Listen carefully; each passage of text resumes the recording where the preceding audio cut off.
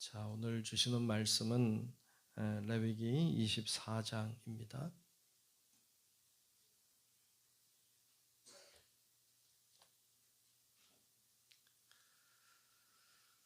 레위기 24장 1절로 끝절의 말씀을 보겠습니다.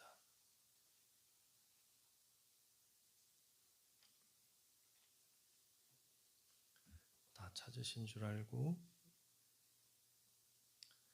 레위기 24장 말씀 교독하며 말씀 봅니다. 여호와께서 모세에게 말씀하여 이르시되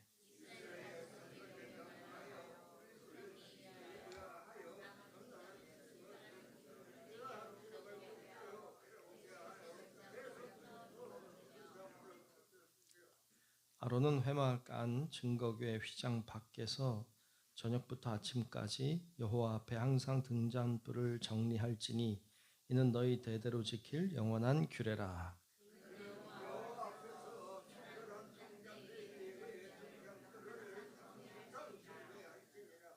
너는 고운 가루를 가져다가 떡 12개를 굽되 각 덩이를 10분의 2 에바로 하여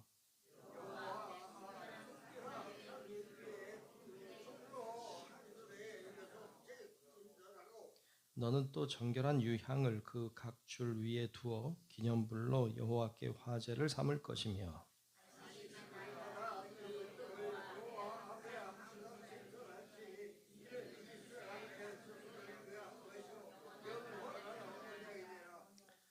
이 떡은 아론과 그의 자손에게 돌리고 그들은 그것을 거룩한 곳에서 먹을지니 이는 여호와의 화제 중 그에게 돌리는 것으로서 지극히 거룩함이니라. 이는 영원한 규례니라.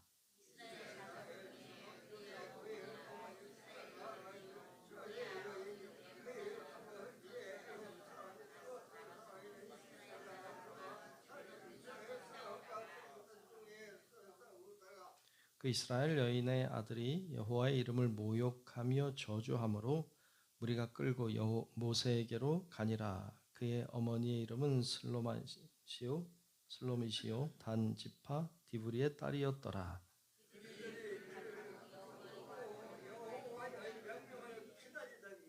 여호와께서 모세에게 말씀하여 이르시되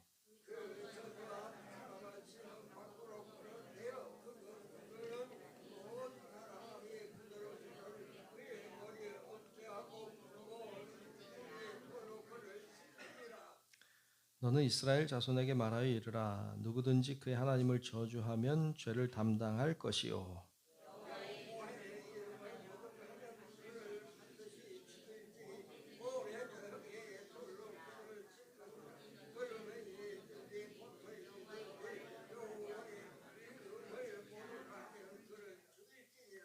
사람을 쳐 죽인 자는 반드시 죽일 것이요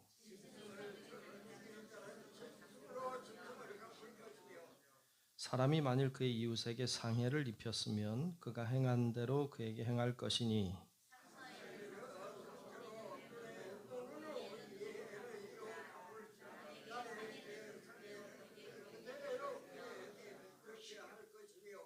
짐승을 죽인 자는 그것을 물어줄 것이요 사람을 죽인 자는 죽일지니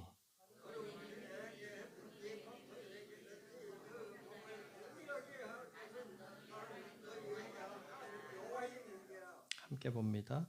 모세가 이스라엘 자손에게 말하니 그들이 그 저주한 자를 진영 밖으로 끌어내어 돌로 쳤더라. 이스라엘 자손이 여호와께서 모세에게 명령하신 대로 행하였더라. 아멘. 네, 크신 주의 은혜가 오늘도 우리 모두와 함께 하시기를 축복합니다. 네, 오늘 24장 말씀을 보았습니다. 오늘 말씀에는 몇 가지 이야기를 하고 있습니다. 특별히 먼저 나오는 이야기는 여호와의 성막 안에 있는 그 촛대 그리고 진설병에 대한 얘기를 먼저 하고 있어요.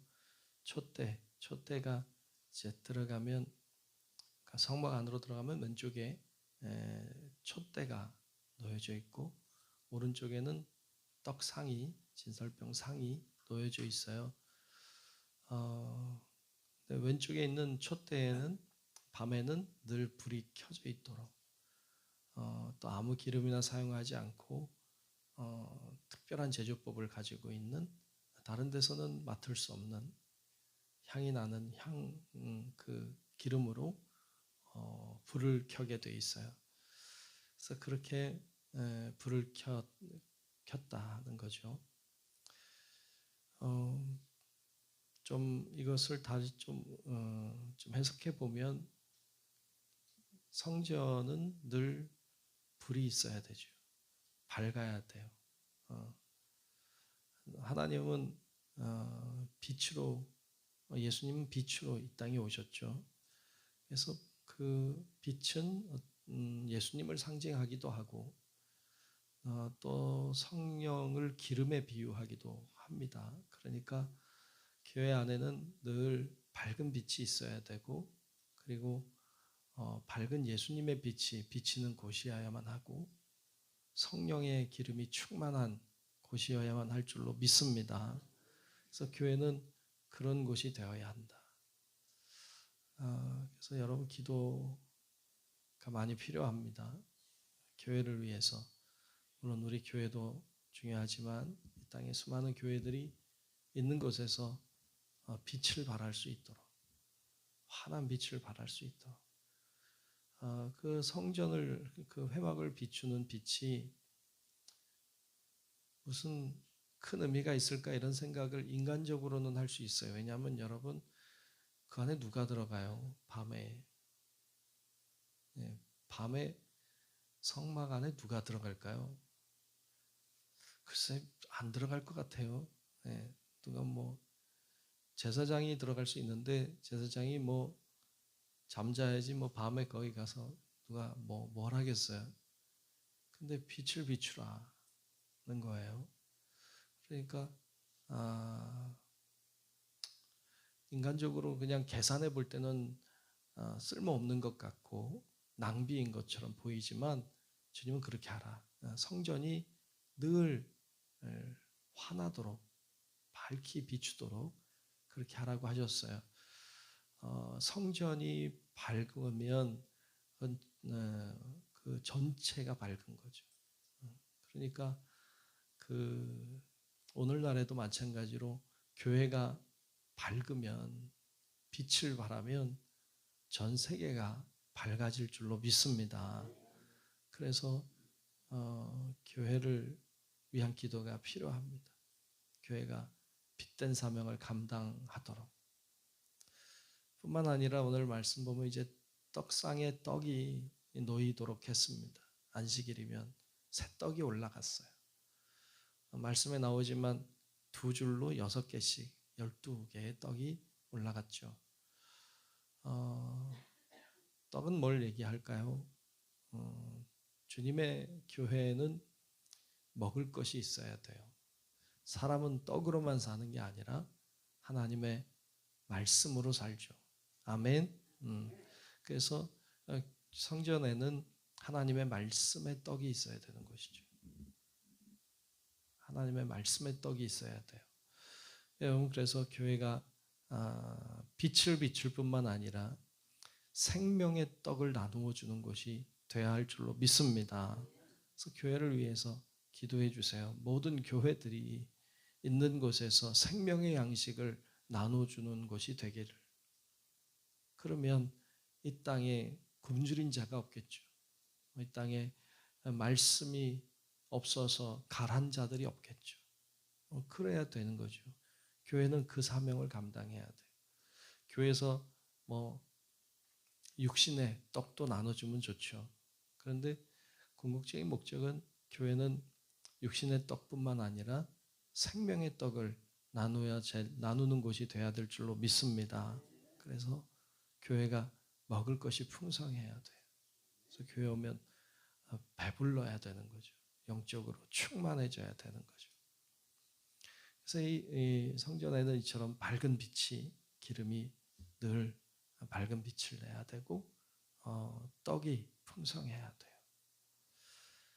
그런 곳임을 말씀을 통해서 볼 수 있습니다. 그 역할을 해야 되는 사람 중에 하나가 제사장들 레위인들이었죠. 그래서 레위기의 말씀을 기록하고 있습니다. 그리고는 세 번째로 나오는 이야기가 10절 이하에 나오는 한 이야기를 하고 있죠. 하나님의 이름을 모독한 자를 어떻게 할 것인가. 오늘 말씀 보면 하나님의 이름을 모독한 자에게 그 이야기를 들은 사람들이 그의 머리에 안수하고 그리고는 모두가 돌로 쳐서 죽이는 이런 행위를 하라고 말씀하셨고 그렇게 한 사례를 이야기하고 있습니다. 여러분 어떻게 생각해요? 너무했나요? 잘했나요? 잘했다고 하기도 그렇고 너무했다고 하기도 그렇고 그 하나님의 이름을 모욕되게 하지 마라. 하나님의 이름을 모욕되게 두지 마라. 라고 하는 경고의 말씀으로 받아야 돼요. 주님을 모욕하면 안 되고 모욕하는 것뿐만 아니라 주님의 이름을 모욕되게 해서도 안 돼요. 그것을 우리가 기억하고 어떻게 하면 주님께 영광을 돌릴까? 가 우리의 관심사야 될 줄로 믿습니다. 주님의 이름을 모욕하는 자가 되어서는 안 돼요. 그걸 기뻐하지 않으신다. 그것을 이야기하고 있죠. 그러면서 오늘 말씀 중에 20절에 보면 그 율법의 기본 원칙에 대한 이야기를 하고 있어요. 20절을 보면 상처에는 상처로 눈에는 눈으로 이에는 이로 갚을지라 남에게 상해를 입힌 그대로 그에게 그렇게 할 것이며 그랬어요. 상처 입히면 그대로 상처를 입혀 주라는 거예요. 여러분 이대로 지금 하면 돼요, 안 돼요? 하나님 말씀이니까 말씀대로 난 산다. 그래서 여기 이렇게 나왔다고 해서 지금 여러분 그대로 갚아주면 안 돼요. 그러면 안 됩니다. 그러니까 성경 말씀이 이렇게 했다고 해서 그대로 해야 된다. 이렇게 말하는 건 참 어리석어요. 그러니까 성경 구절을 대다가 이것 봐라 이렇게 하라고 하지 않았냐. 이렇게 해야 된다. 이렇게 말하면 어리석다고요. 근데 이단들 많이 그러잖아요. 뭐 이런 말씀이 있다. 왜 말씀을 안 지키냐. 오늘의 시대는 그런 시대 아니잖아요. 그러니까 여러분 그 율법이라고 하는 것은 그대로 갚아줘야 돼요. 그대로 갚아줘야 돼. 근데 여러분 그대로 갚는 게 돼요? 안 돼요? 진짜 그대로 갚을 수 있어요? 상처를 1cm 찢었다 그러면 딱 1cm 찢어야 돼요. 이 하나를 부러뜨렸으면 그대로 이 하나를 딱 부러뜨려야 돼요. 그게 돼요? 그렇게 하면 될까요? 그러니까 율법이라고 하는 것은요, 여러분 율법이라고 하는 것은 은혜가 없어요. 그러니까 법은 은혜가 없어요. 어떤 사람이 그대로 했으면 그대로 갚아줘야 되는 거예요. 그래, 내가 용서해 줄게. 이게 없어요. 용서라고 하는 개념이 없습니다. 법에는. 법은 죄를 깨닫게 하고 그 죄에 대한 대가를 치르게 해요. 오늘날에도 마찬가지로 법이라고 하는 것이 그렇잖아요. 법이라고 하는 것이 어떤 사람이 어떤 사람을 어떻게 피해를 입혔으면 그대로 그에 대한 대가를 치르도록 판결하고 그에 대한 보상을 할 수 있게 하죠. 이게 법이죠. 근데 법으로 살면 은혜가 없어요. 오늘 우리 시대는 법으로 사는 시대가 아니라 은혜로 사는 시대인 줄로 믿습니다. 왜 그래요? 예수님 때문이죠. 예수님이 그 모든 죄들을 다 갚아주셨기 때문에. 그래서 오늘 우리 시대는 은혜의 시대예요. 그래서 여러분 우리가 뭐로 살아야 되는가 하면 받은 은혜로 살아야 되는 시대예요. 그래서 받은 은혜가 있어 우리는. 세상 사람은 몰라 받은 은혜를. 근데 우린 알아. 우린 주님께 받은 은혜가 커요. 그래서 우리는 그 받은 은혜로 사는 거예요. 그래서 다른 사람을 율법으로 대하면 안 돼, 우리는. 세상 사람들은 은혜를 모르니까 율법대로 대할 수밖에 없어요.